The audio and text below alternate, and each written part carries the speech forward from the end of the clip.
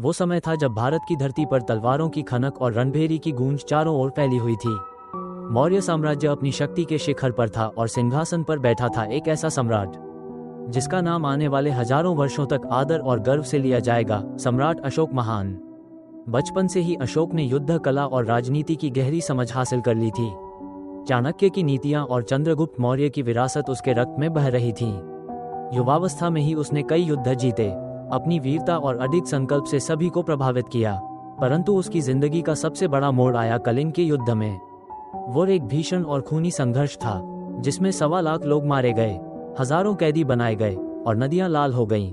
अशोक ने युद्ध तो जीत लिया, पर इस विजय के साथ आई थी एक गहरी पीड़ा जो उसकी आत्मा को झकझोर गई। विजय के बाद जब उसने रणभूमि में बिखरे शव देखे, बच्चों और स्त्रियों की चीखें सुनी, तो उसका हृदय बदल गया। उसी क्षण उसने संकल्प लिया कि अब वह तलवार नहीं बल्कि धर्म का मार्ग अपनाएगा।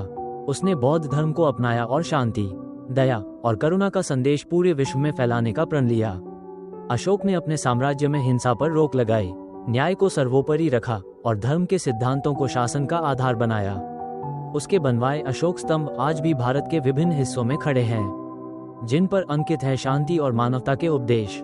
सिंह चिन्ह और अशोक चक्र जो उसके शासन के प्रतीक थे, आज भी भारत के राष्ट्रीय प्रतीक और ध्वज में गर्व से अंकित हैं। अशोक ने श्रीलंका, नेपाल, अफगानिस्तान और मिस्र तक बौद्ध धर्म और अहिंसा का संदेश पहुंचाया। उसकी विरासत ने सिद्ध कर दिया कि असली महानता तलवार से नहीं बल्कि करुणा और शांति से प्राप्त होती है। और यही कारण है कि आज भी हजारों वर्षों बाद उसका नाम इतिहास के स्वर्ण पन्नों में चमकता है।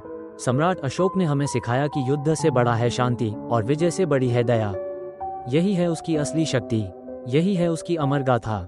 अगर आपको भारत के इस महान इतिहास पर गर्व है तो इस कहानी को साझा करें और इतिहास की बातें के साथ जुड़े, ताकि हम सब मिलकर अपनी गौरवशाली विरासत को पूरी दुनिया तक पहुंचा सकें।